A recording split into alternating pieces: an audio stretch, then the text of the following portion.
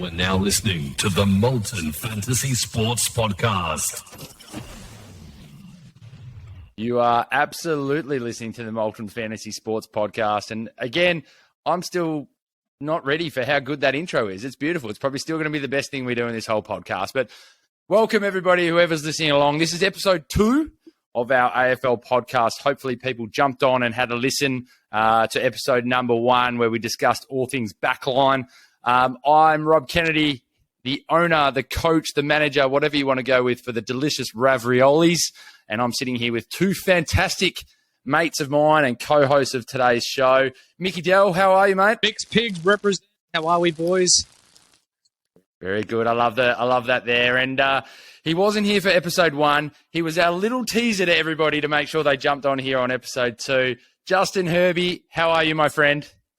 Good, brother. How are you, mate? Very good. You're not introducing me too well, mate. I'm pretty famous. I'm Peter Bell's nephew. Mate, we've put big plugs on you to be the comedy relief of this show. I think Mick and I actually did pretty well in the first one to crack a few banter jokes. Maybe we just laughed at each other's. Maybe we played each other off. Who knows? But welcome along, Justin. I think we should give everyone a little bit of an opportunity here very quickly to go over a tiny bit of our background if they haven't listened into episode 1. I'm a WA boy, grew up playing tennis, loved my footy as well, coached women's football, coached a few premierships, coached the men's footy as well at the same time. I'm a Hawthorn man, and like I said earlier in episode 1, I'm a very non-biased Hawthorn man, although the 2 boys might scoff at that, as Justin already is in this visual medium if you're watching along on YouTube. But yeah, really excited to get in and just be a bit of fun, a bit of banter, and give you some expertise as best I can in Supercoach. Mickey, what about yourself? Quick background for yourself. Very short, best part of 20 years playing senior footy. A lot of it being country footy, Victoria. Coached some senior football flags in and around the Bendigo area and back home in Gippsland. Now, retired from coaching and professional super coacher. And Herbie, yourself, mate? Bless everybody with your background. I've done a lot in this game. I've done a lot.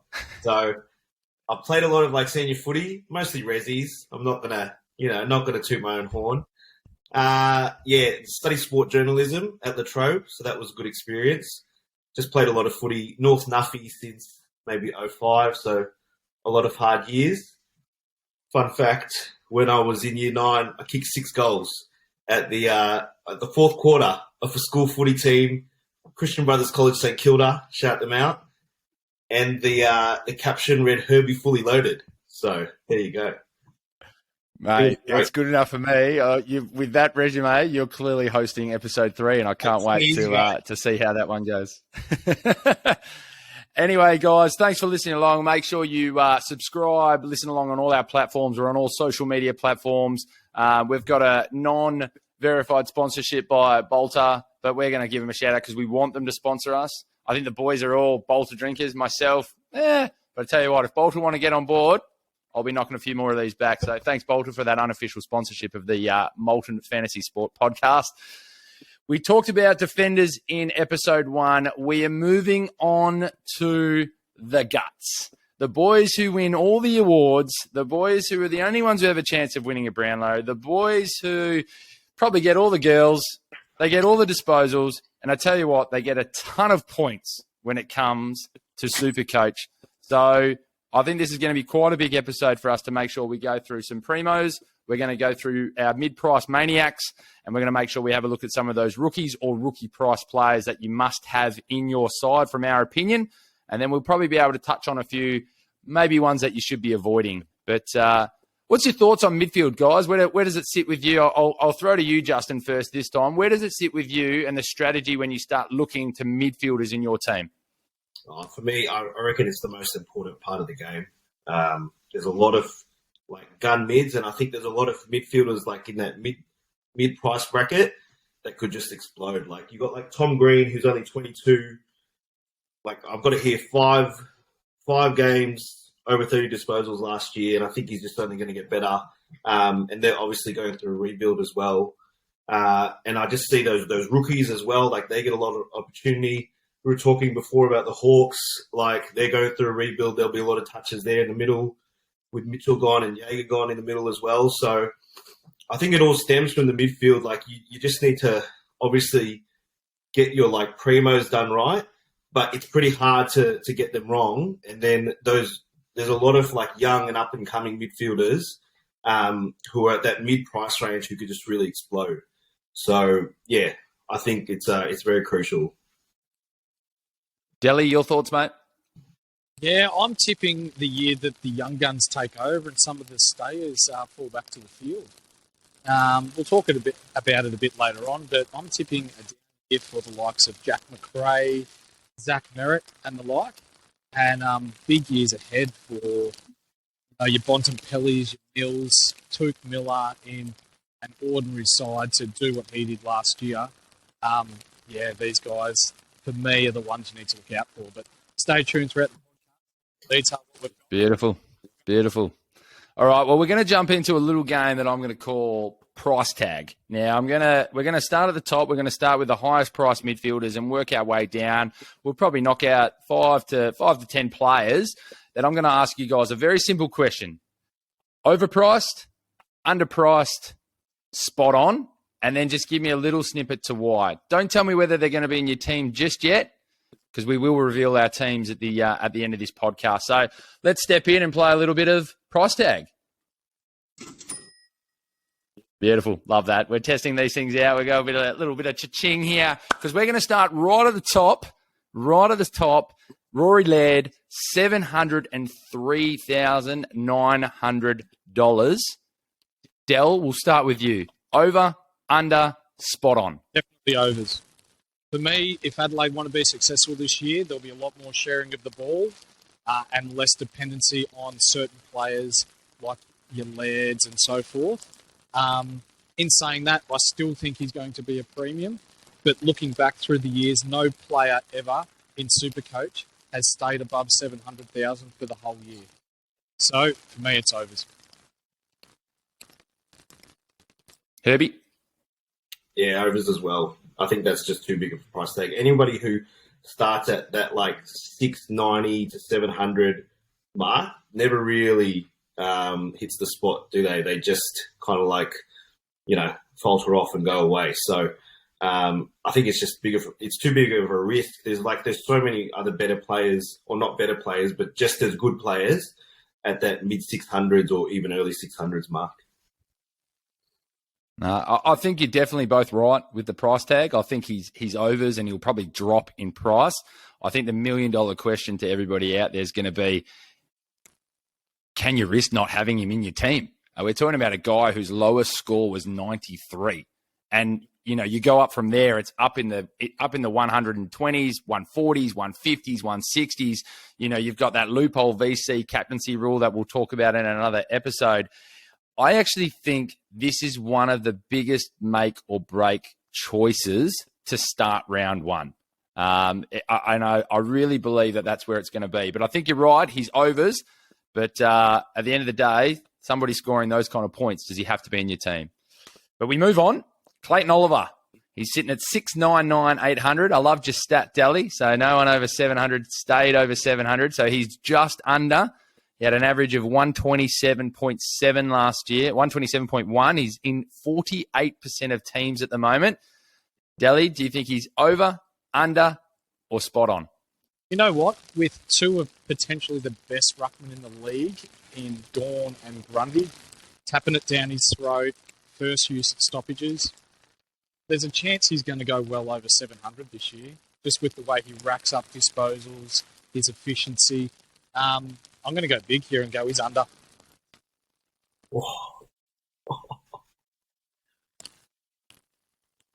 What's your response, Herbs? I'd say over.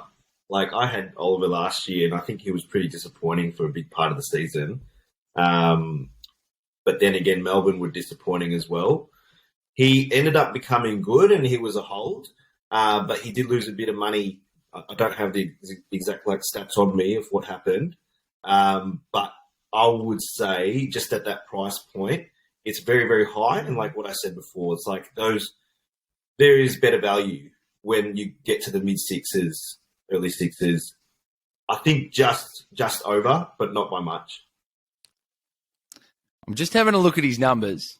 and I want to see where you think he let you down. Yep, round 4, Port Adelaide, he had a 68. Before that, he had a 112, a 121, a 146. To follow it, he went 118, 168, 119, 135, and dare I say he dropped to a 99 after that. Well, but, I'm not sure to really win that round 4 matchup against someone I hate. It was a scar. It was a scar.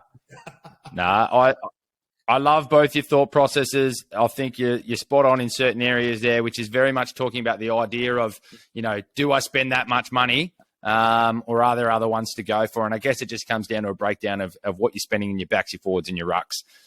We move on. Number 3, sitting at 122.8 and 676,200. Lockie, I love to handball Neil. We'll start with you, Herbie, this time. Where does he sit for you? Overs, unders, or spot on? I think he's spot on. That Brisbane team, I think, is going to be crazy this year.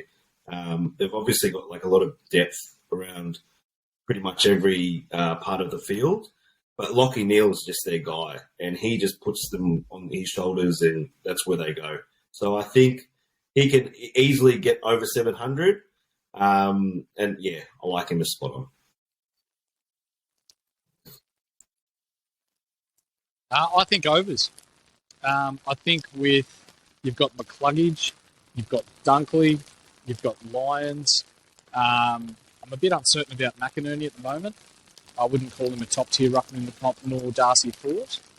I think there's a heavy reliance on getting first use to him out of the middle.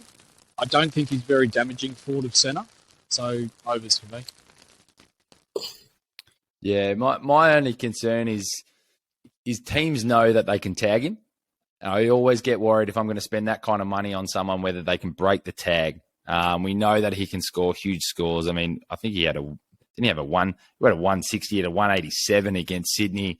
But he did have a couple of games where he went under 100 where the tag did come. So I get nervous. And I think when you come up against Brisbane, like you said, the other players that they're going to have, I think they're going to have to tag someone, and they go to Neil. And I think it's shown that that's where they go. But what an absolute quality footballer we know is incredible. So I can understand why someone would have him in their team.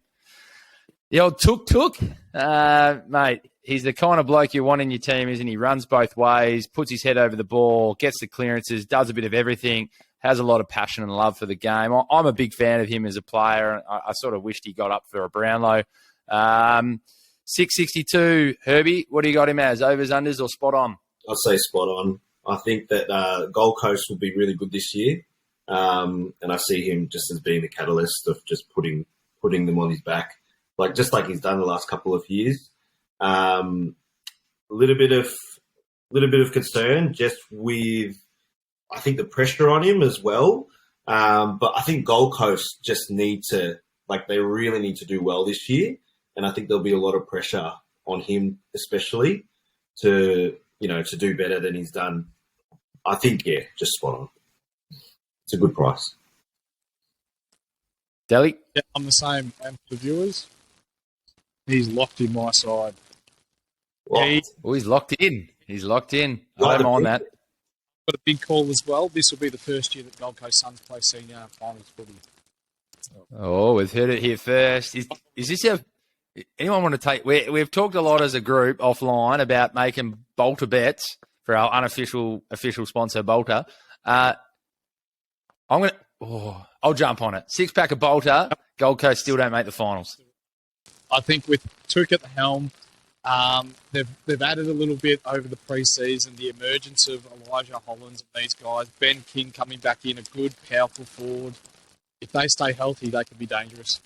And for him, you pointed it out, he runs both ways. He's a good user of the ball. When he's knackered, he runs harder. It's inspirational for his team. So for me, yeah, he's there, but don't be surprised if he rises. Love it. Love it. Beautiful. Love this. Number 5 on the list is Callum Mills. Huge part of Sydney's resurgence with their young fellas really stepping up, getting them to a grand final. Probably the one bad game they played all year was that GF, which all let us a little bit down on our last Saturday in September. But where do you boys sit with Callum Mills at 642, 400? He had an average of 116.7. he's only sitting in 6% of teams at the moment, which I find very interesting. But Del, we'll start with you this time. Callum Mills, what's your thoughts? Going into the back end of last year, his last 5 games, he averaged 108. He had some really big games early in the year. It's a no for me at the moment, but I think he'll drop in price. I think potentially he'll come back to your 570 to 550k range, and that'll be when we'll be recommending to jump back on him. But to start off with, it's over. Yeah, I'll say he's pretty spot on at that price. The only concern that I have was when Sydney was struggling last year, like he was pushed back a few times, just back under the ball, and that really affected him with Supercoach. So you wanted to think that Sydney will do well, but you obviously don't know, like Sydney and Collingwood and those like fringe teams that obviously just came out of nowhere. You don't know with them. So hopefully they do well, and hopefully he does well. But yeah, he's one I'll probably stay away from at the moment.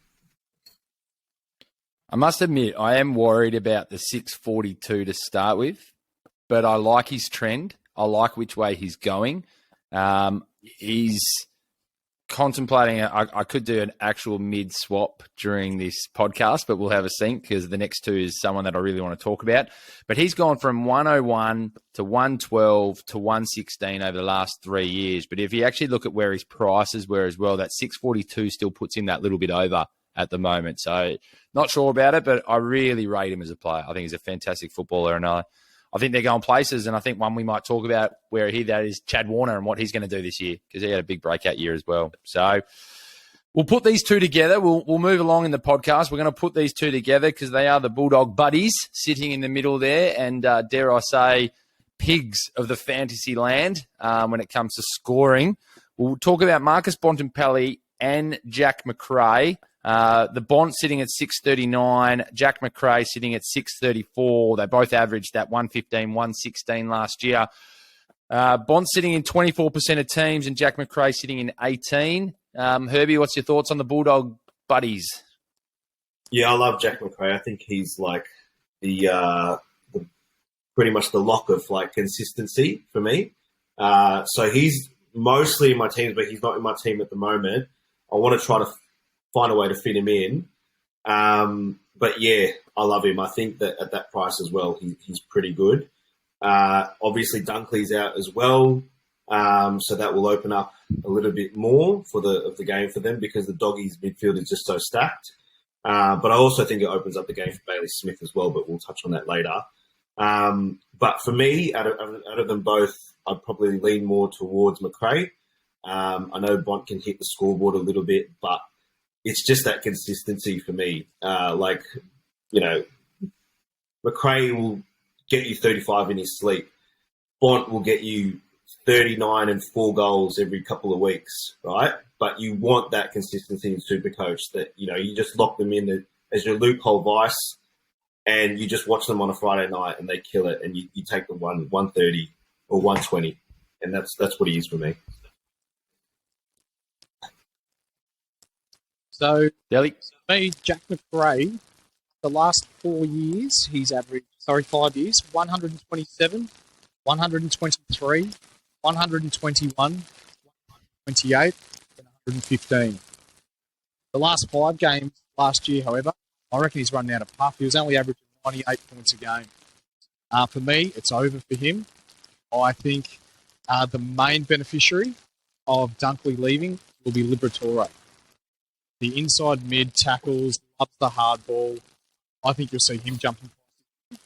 For Bontempelli, I think he will be still that X-breaker, but will spend more time with Dunkley going in the midfield. So that's about right for Bontempelli for me.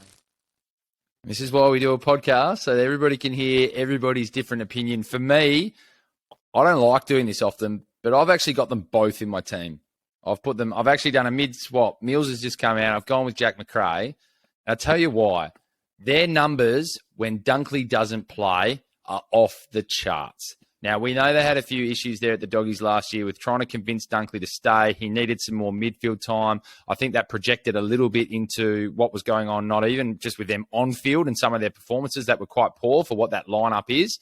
But I think they try to play around a little bit with Jack McRae. He is a flat-out midfielder. You put him in the midfield, he rotates off the bench, you put him back on. Your Smiths, your Dunkleys, your Bontempellis, they can go forward. Similar to a Liberatoria that you mentioned. They are midfielders, put them in the guts, give them their time, let them out. And I reckon that's where Jack McRae is going to be this year. And I think he's going to rack up the disposals. So I don't disagree. Libbo will be the clearance machine. But I tell you who's receiving that handball, it's Jack McRae. And he's so effective by foot. I think he had a few little niggles last year. So I'm going to go with the numbers of when Dunkley didn't play 2 years ago and he missed quite a few games. Their numbers off the charts, off the Richter. So for me, get on Jack McRae. You heard it here first. Yeah, there you go. Exactly right. Exactly right. Guys, we'll move along. We're 20 minutes into the podcast. Thanks for listening along. We've got a few primos that we'll talk about. I'll more just maybe throw it out to you really quickly. I'll list a few names.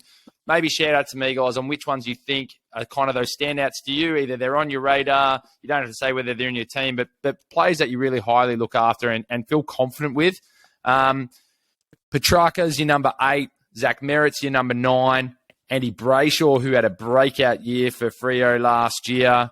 And then you've got the 3 Carlton boys in a row. You've got your George Hewitt, your Patrick Cripps, and you got your Sam Walsh. Now, Hewitt, obviously just a straight midfielder this year, so he's got no dual position. And we know that Walsh is out just for a little bit, hence the 1% price tag on him. Let's start there, and then I think we'll have one more that I know is pretty much going to be a lock in most people's teams, and then we'll move on to some maniacs. What's your thoughts on some of those names, Herbie? And let's break some of those down. Who stands out for you the most there, and who are you steering clear of? I've steered clear of most of them, to be honest. The one that I don't think you mentioned, but is around that price tag for me is Jack Steele. I think he's going to have a huge year, especially with Ross the Boss back there. They'll be really highly motivated, and just him as a player and as a captain, he's a bit like Touk Miller. He just puts it all on the line. And I reckon he averaged 109.8 last year, but I reckon he could just really explode and be like the Crips of last year.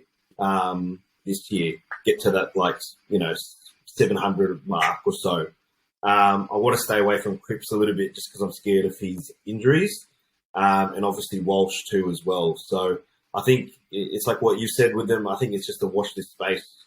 We know Walsh is a gun, but we just don't know how his body is at the moment. And Cripps can break down at any moment. You never know.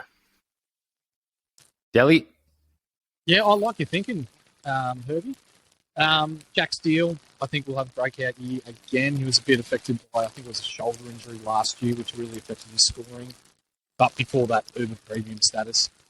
Ollie Wines, 580k. The last 5 rounds averaged 117.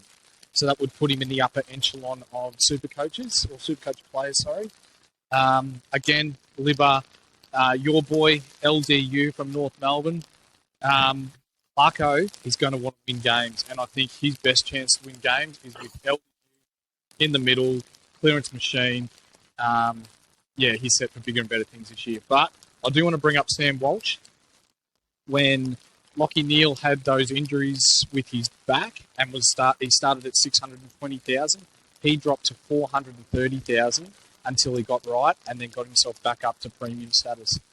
I think we'll see the same here, given that he's not going to be able to do a full pre-season. He's going to come in underdone. He does have a big tank when he's up and going, but I fear that Carlton may rush him back a little bit. So stay away from him and potentially pick him up at a later time. It's always the stat man. It's what we call him off behind the scenes, the big stat man, Mickey Dell. It's a good one. And look, people agree with you. I think the only one that's got there's only 2 that's got the double-digit percentage ownership at the moment is Andy Brayshaw's got 15. I think he could still have a big year and go up in price. And Paddy Cripps is sitting on 11%, but I think there might be a factor there because Walsh is more out. We will do a podcast. One that I'd really love to touch on when we get closer to the season is a point of difference team. So we literally will try and pick a team that's sitting kind of, those really lower percentages that we still think could have a good team. And I think it's really important that our listeners, you do look at that point of difference. Don't get stuck in just looking at percentages. You've got to have that little bit of point of difference. And that's what we're here for, is to try and give you the educated opinion on which ones you should go for. So for me, Brayshaw at 15%. I even think Petrarca at 5% still a guy that can really get you big numbers, and I think he's still on the rise. Him and Oliver are stealing the Brownlow away from each other at the moment with all their votes that they're getting. So to me, a Petrarca at 618,000 at 5% compared to a Clayton Oliver at 699 with 48% of team selections, I think that's something that people should look at. They share the points a lot, but we move on. And the last one, I 100% agree. Jack Steele, I think, is a lock in everyone's teams. The big reason people left him out was there, or he had the lower numbers, was the shoulders. We know he's a tackling machine. He's not your 28 disposal getter. He's your 24, and then he makes that up with tackles. So if he's not getting his tackles, he's sort of dropped. But we showed when the shoulders got right, he started being that tackling bull that we know he is. So I think he's going to be right back up there, and he's sitting at something about 20% of teams, and I think that's only going to rise the closer we get to season proper. We move on. Guys, we'll probably bring up some of the maniacs. Let's bring up Tom Green. We'll bring some into that. I'm going to pass over to Mickey Dell. He's done some fantastic research when it comes to what we call our mid-price maniacs. For those that listened to our first episode, throughout the season, we're going to have a bit of a game with our mid-price maniacs. These are the ones who maybe either give you the stress, or they also give you the dancing celebration that they've put on a big game for you at their price. So, Mickey Dell, give us some research of what you've got for some mid-price maniacs in our midfield. I tell you what, that's a mouthful right there. It's dare I say, a bolter mouthful. But what have you got, Mickey Dell? And Justin and I can chime in after that. So straight off the bat, let's go Tommy Mitchell. 528K. Last year, obviously with Hawthorn, in a side that did not want to win footy. Okay? He's at Collingwood now. He's at Collingwood. They missed the grand final by 1 goal last year. Since 2018, he's averaged 118, 129, 113, 117, and then averaged 96 as a part-time last year. Okay? He's not a forward. I believe at Collingwood, he's going to be the liberatore of that side. He's going to be in and under. He's going to be getting the ball out to the likes of Jack Crisp, the Dacos boys, Pendle's on the outside. That's massive unders for me. What do you boys think? Justin, we'll go to you first, mate. I'm a little bit wary of Tom Mitchell, but I just looked up his age. I thought he was like 38. He's actually 29. I don't know what it is. I keep thinking all these players are really old. And he's actually only 29 years old, which is ridiculous.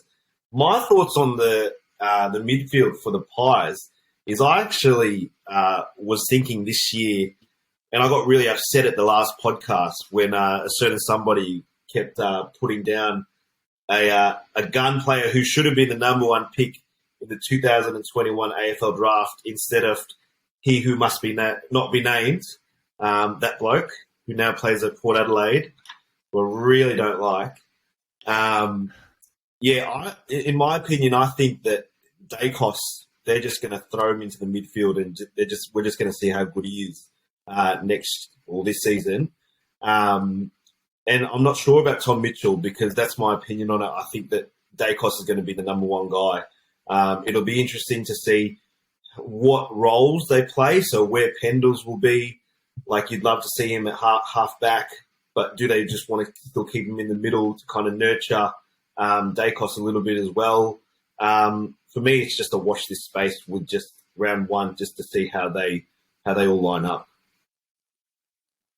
Yeah, I think it's really unfair, some of the criticism that Tom Mitchell gets as a footballer. I think sometimes, and I know we're in a stats competition here, but certain stats, metres gained, they are important, things like that. But sometimes what's not taken into account is metres gained after his handball, after him being the one inside doing all the tough work and things like that. I think they're valuable for not only the team that he's playing for, but also they're still valuable here in Supercoach at the same time. He's efficient with the ball.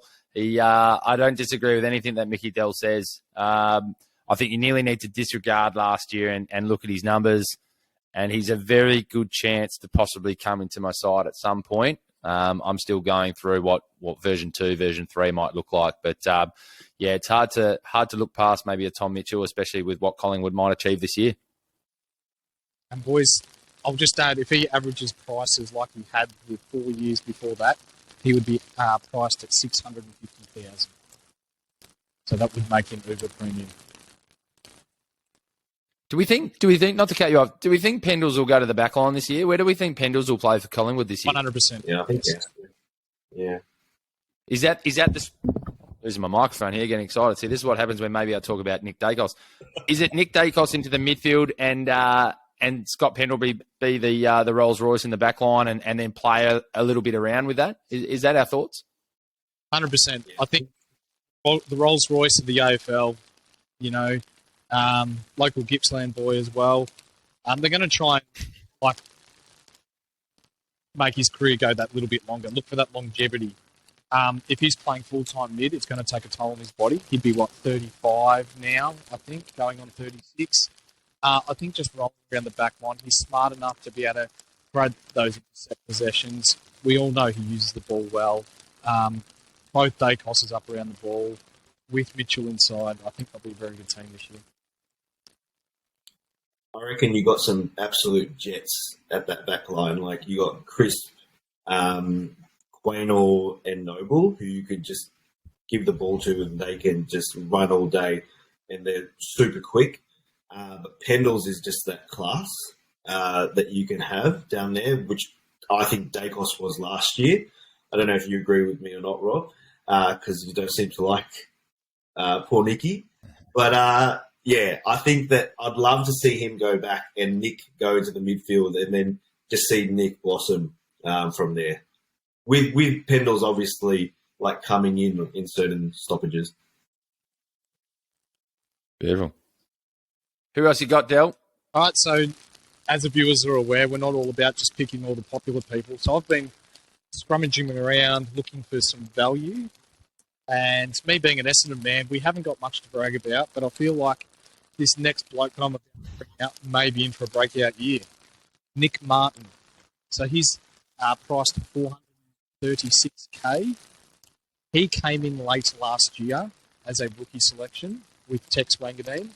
Had about, 8 weeks of pre-season, proper AFL pre-season, and then kicked 4 or 5 on debut against Geelong. Being a rookie, it's going to be hard to keep your body up. He didn't seem to have any issues finding the ball. I think with Langford back, he's very underrated inside, picking up Setterfield. He's got potential to average 100 this year, I believe. He's very smart with the pill, very smart around the ball. His running patterns are good. I won't be picking him. I'm surprised if he averages 100. Justin? I had Nick Martin last year and he was a real good cash cow. But I think I was just trying to look at the stats of him last year. But yeah, he kind of tailed off. It's like what you said, he kind of tailed off towards the end of the year. And I don't really know what he is at the moment. Does he have the tank to go into the midfield? Or is he just that hybrid type of forward? And then I think if he's that hybrid type of forward, you're kind of relying on Essendon to be, not bad for him to go good. And I just don't know how Essendon are going to go. So for me, at that price, I think he's a bit of a risk. I think there's better value at that price, but I don't know enough about him specifically to say either or. So for me, he's just a stay away at the moment. But yeah, you'll definitely want to see how Essendon goes and how that forward line's going as well. Yeah, for me at that price, I think he's going to be a breakout footballer. I don't think he's going to do too much more than that price. So just like Herbie said, for me, when you see someone like a Hopper or a Dom Sheed sitting at 332, both of them, what are we talking? We're talking nearly 100K saving. I believe that they also have a higher ceiling, a consistent higher ceiling of what their scores can be like. So for me, I like the shout out, and I think all the best for him this year. But yeah, it's a no for me in the 400s. 400s is a risky price, that one. What we call them the mid-price maniacs, boys. This is true. This is true. All right, Justin, I've got one for you, mate. North Melbourne, Huey Greenwood, 416k. A down year under their coach last year before he got the arse, right? He's a midfield bull. He tackles people for fun. Us blokes, we drink beers for fun. He tackles people for fun. You know? Again, we said before, Clarko hates losing. And, like Pendlebury, he has a basketball background. At 416k, are you picking him? I think there's no way in hell I pick him this year. Like, even last year, I was a huge Greenwood fan and I was really happy when we brought him to the club. But if he can't crack last year's side, it doesn't matter who the coach was, but if he can't crack that side with Cunnington out, and it's kind of a like-for-like type of player, like they're inside Bulls, then I don't see how he cracks it this year. Like I was on the big footy sites with North fans arguing, saying, I reckon he should go down back because he's a bigger body. And we were really struggling in that department last year. But there's a lot of North players, I think. And I think in round one, you'll see how Clarko will line them up just to see how they work. But I think at that price and with Cunnington having a full pre-season, back and firing, they just play too much of a similar role to have him in my side. Robbie? Yep. Nah, again, sits in that 400. The 400s are too scary for me, mate. I've learnt from my mistakes, which is, you know what? If you want to have a crack, prove me wrong, go for you. I'd rather not take the risk and let someone else tell me about how good they did it than be that person that took a risk. No different to like, you know what, we're talking high primos now. No different to Josh Kelly. I've been burnt by Kelly from thinking he's just going to be that absolute elite. Again, you know what? You take that risk and tell me how good it was later. But I think there's too many others at a lower price with a higher ceiling. And I think we're going to move on to one, the name we don't want to speak of. Surely it's time. Give the viewers what they want, Mickey Dell. Have to. I don't want to see them. All right, Justin, talk to me. The boner, the horn, the man that you will not speak of, Jason Horne-Francis. North Melbourne's number one pick, and he's gone. Talk to me. I'm very disappointed with that young man. I'm not going to lie. As a 32-year-old man, I'm very disappointed in that 19-year-old kid. Look, he's my Voldemort, right? So I just cannot do it. He really gets to me because North were very excited about picking him up, and I think that he came in full guns blazing. And if you were on the North footy sites, everybody was calling for him to be captain after like 4 or 5 rounds. They said, Keary can do it at 18, Horn can do it as well. Then I looked up his stats today. I was like, oh, wow, he actually started out pretty good. And then obviously, you saw and everybody saw, like, he just quit on the team, right? I've got it from a Port player, right, here, what they've said about him. They said he's the best. He's got the best footy brain that they've ever seen from a kid that age, and he does things that are just crazy. And all the North players were saying that last year as well. So the talent is there. It's just his attitude. So I think this year, Port aren't going to put him into the midfield because it's just too much pressure. I reckon they're just going to put him as a half forward, and they're just going to think, oh, we're going to be pretty good this year. He's going to kick a lot of goals. He's going to have a lot of miraculous moments. So essentially, you're just banging on Port if they're going to be good or not. And I don't know if they are. I think they've got a bit of an overrated list. So I would stay away from him at the moment. And I think, you know what? Take this to the bank. North Melbourne will finish higher than Port. There you go. Can I get my six? I'll put a bolter bet on that. Bolter bet. I just got my 6-pack back because I reckon Gold Coast might make the finals. I'll take that bolter bet, and I think Mickey Dell, I just cut you off from taking the bet just as quick. But I don't mind your theory there, and I don't disagree that he'll find himself at high half forward at certain points. And I think when he's been when they've done the research on him, I think he actually excels in that position as a midfield high half forward type. But I'm telling you now, Port Adelaide still think that they're in a window. They didn't give away Carl Amon for nothing. He's going in that midfield so that players more like Travis Boak can possibly go out and play a bit more forward time and things like that to be the leaders that put them through. I think they've got enough leaders in that position to take care of this bloke that that he really could have a huge year. And I think people are going to have to look at his numbers. He's not on my side, but again, I think he'll have a breakout year. What's he priced at? No, what's he picked at? What's the percentage of teams that he's picked at the moment? Because I think I did just have him up before. I want to say 12%. 12%. Yeah. Sorry, this is not good for everyone. Yeah, exactly. There you go, 12%. So he's sitting in 12% at the moment, but I think that's people getting a little bit sucked into the moving team factor. Let's not forget there is such thing as second-year blues. It's a very proven fact in the AFL that second-year blues is a thing. He's got to find himself in a new system. He's got to prove himself in a new system. I think he's going to have a good year, but I'm personally not touching him. The only thing I'd maybe consider is possibly forward, but at that price, you're putting him up against somebody like a Nat Fyfe. I feel a lot more comfortable, at least in the numbers, if Fyfe is on the field. That's my opinion. Yeah, they're both wild cards for me. Both total wild cards. They could both explode or they could both break down. But yeah, with Horn, I just don't think dual position. Yeah, he's got a lot of talent.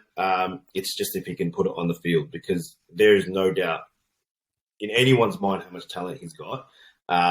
But we've hardly seen him play a good game in the AFL. So that's another thing to think about as well.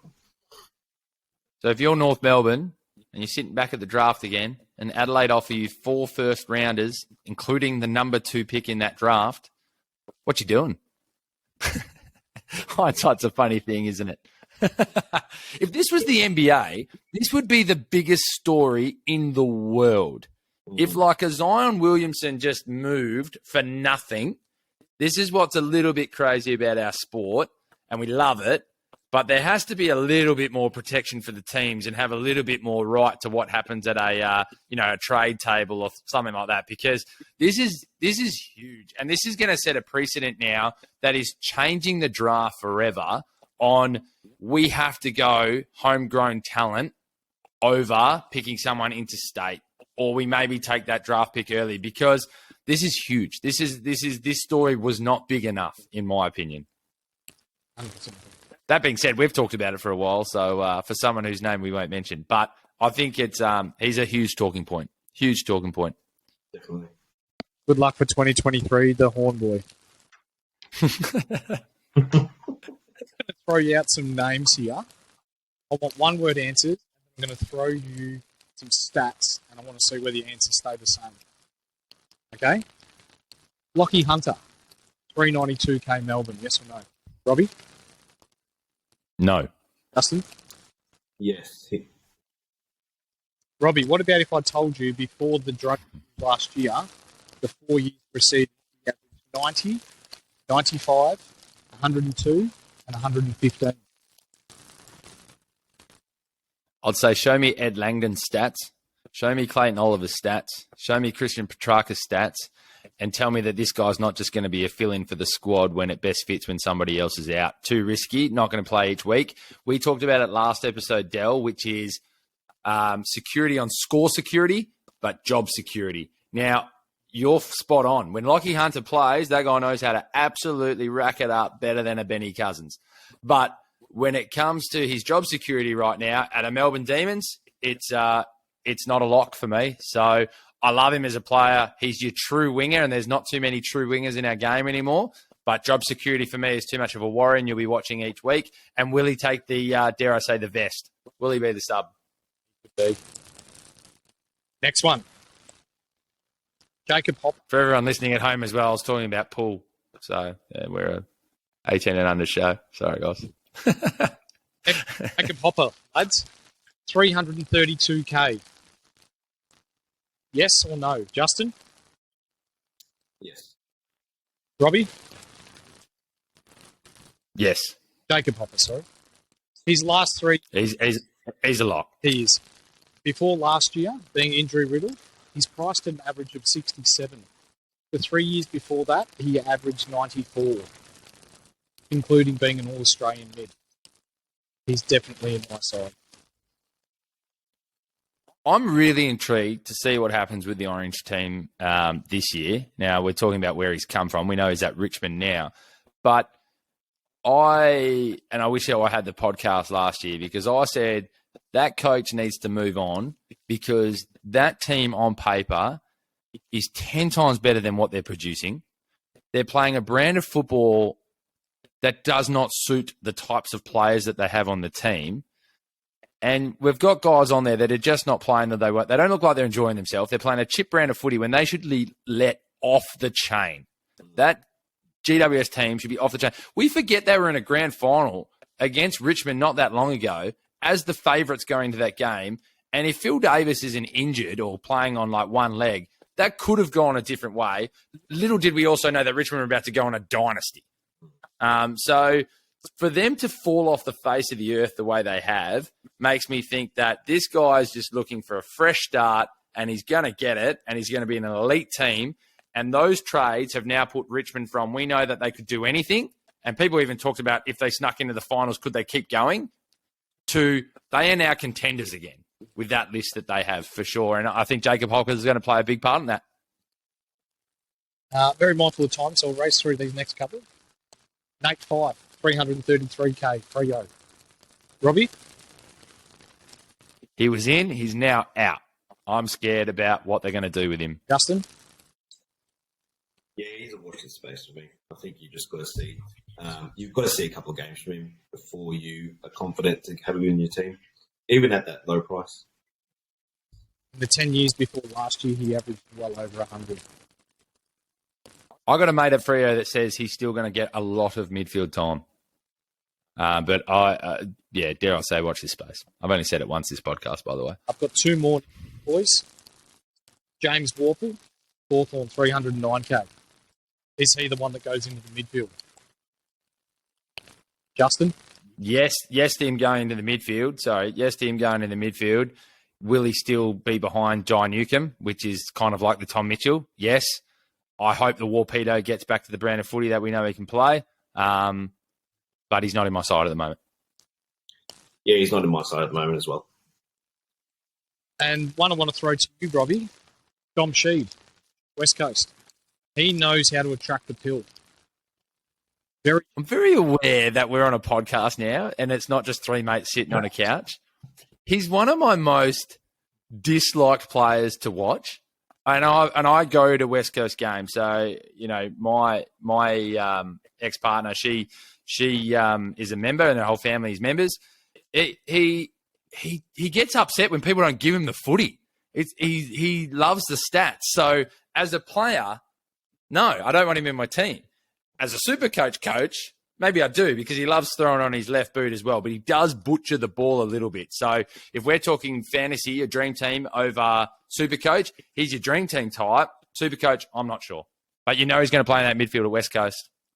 Just looking through his stats, he's averaged 82 in 2001, 89 in 2020, 2019. So there is money to be made, but I'm not sure whether he's...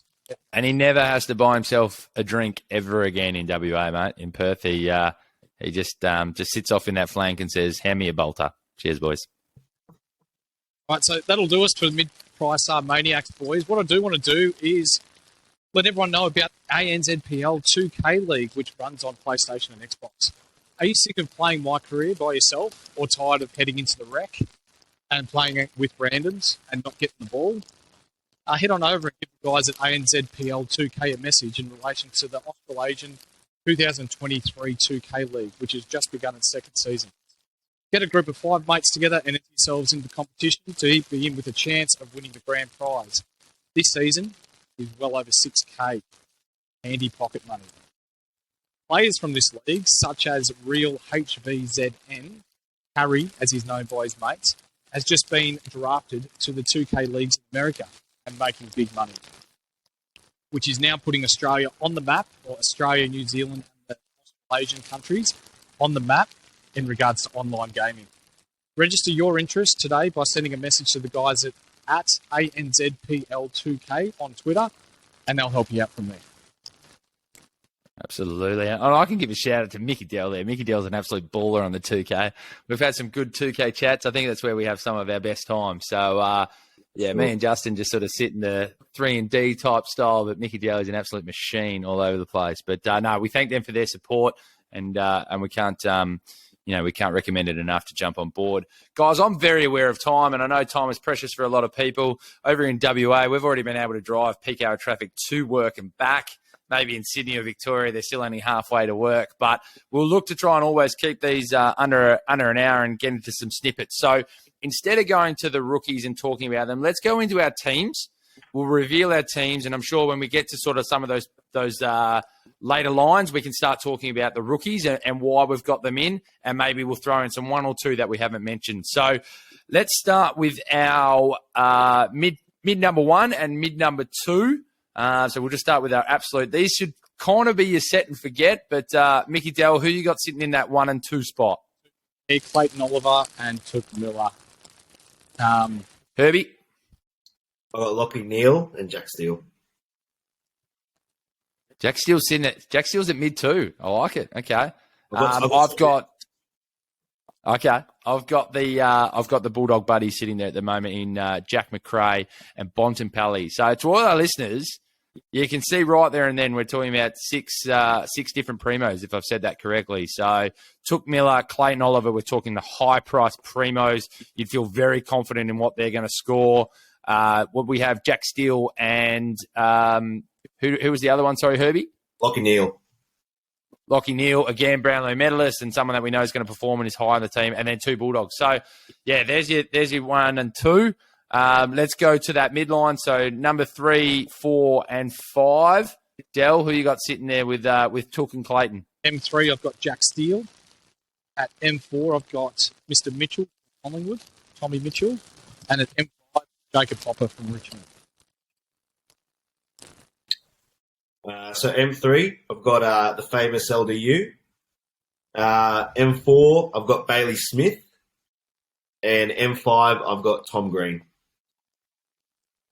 And for me, it's Jack Steele, Tom Green, who we didn't talk about too much, but yeah, absolute inside mid that we think is going to really produce this year, and Jacob Hopper, which I think is one of the biggest locks in everyone's team at the moment.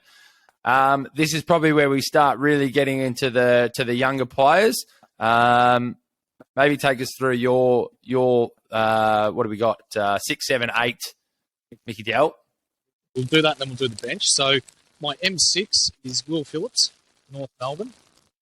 I'll go through a little bit on each player when we get the chance. Mr. Johnson from Freo and Campbell Chesser from West Coast.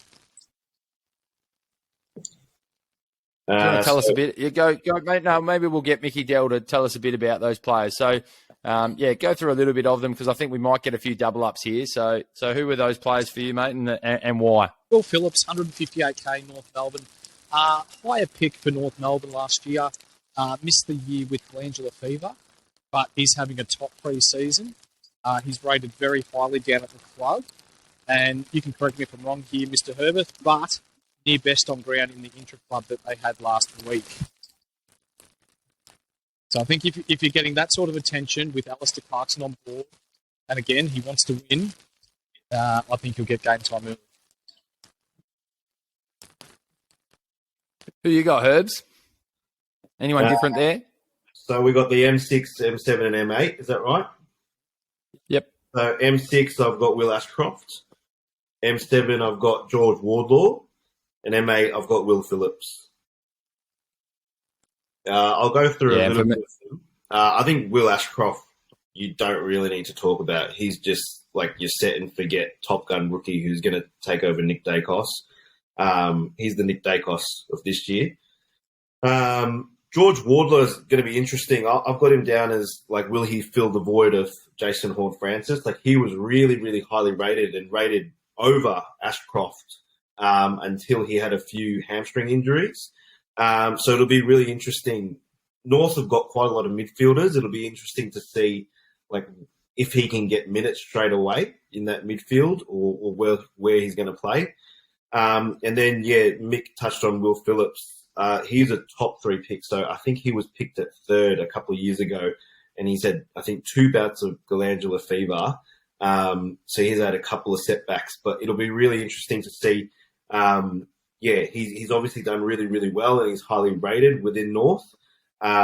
He's someone that I'm really interested to see if he actually can play as that half backman if Taron Thomas doesn't get up for this year with, all the charges and all the off-field stuff that he's got going on.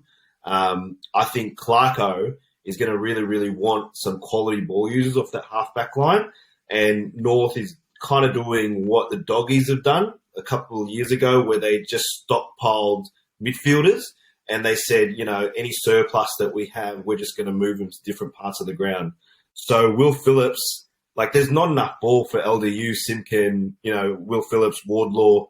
One of them's got to go back, and it might be Phillips. And I'd love to see him as a backman because I think he's got a lot of class, even if he just goes there for this year. Dare I say, a few players at North Melbourne probably have to go to the back line because it's where it'll be. Two are the same for me, Ashcroft and Phillips. And the one that hasn't been mentioned is St Kilda's Filippo, or Philippou, however you'd like to pronounce it. I like to make sure I've got a couple of dual positions sitting there. Filippo being my forward, that's now sitting in my midfield. So from what I've heard, all accounts is he knows how to absolutely rack up quick points. So even if he does sit in that forward line, when he gets on the field and he plays, I've heard that he can get a quick fire 40, 50, 60. For me, at that value, that's going to rise him up pretty quickly, and then I'll see and assess from there. So comfortable with putting him in. On the bench, Del, who you got on the bench, mate? Add to what Justin was saying first off with Will Ashcroft. I've got some stats here that I like. For Sandringham last year against the Western Jets, he had 51 touches and was, as you can tell, best on ground. He averaged 34 disposals and 5 tackles at NAB level throughout the whole year, which is just phenomenal. And in the VFL, so this is a 17, 18-year-old kid playing against, your lower-level AFL players and higher-level VFL players.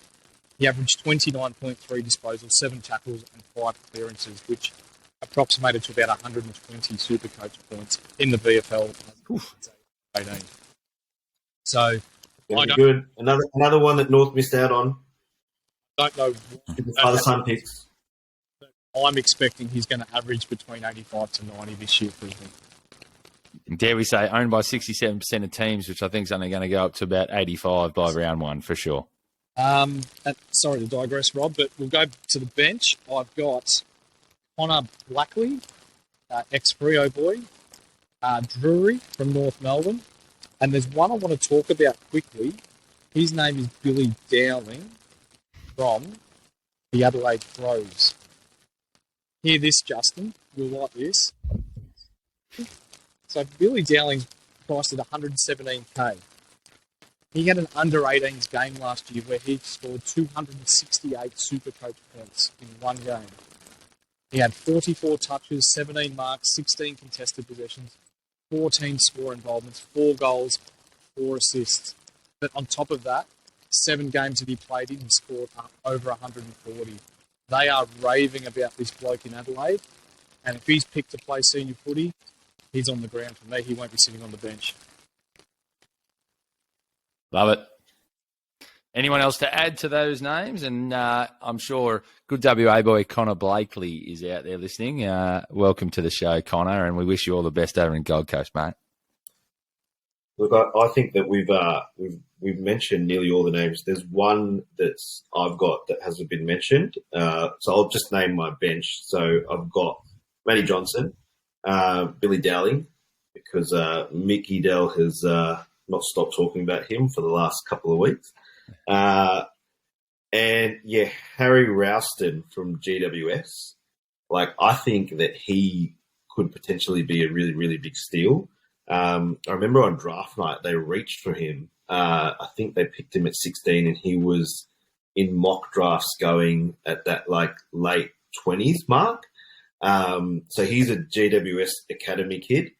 And yeah, he's a midfielder who can go forward as well and kick goals. So I think with GWS in that rebuild, he's going to get first crack at it. I think first couple of rounds he's going to get a good go at it. So we'll see pretty early on if he's got it or not. And I think that with just how highly rated he is at the club, I think he's a good pick. Really good shout there. And I'm looking at Billy Mick, and he's only sitting at 1% ownership at the moment. So if everyone's looking for that point of difference, we can look to the great Mick Dell. Get Billy Dowling on your bench is the shout from Mick Dell. So it's a great call. I've got Blakely and Dowling. The only one I wanted to add there, if they were listening to episode 1, I know he's picked in a lot of teams in the defence, is that Campbell Chesser.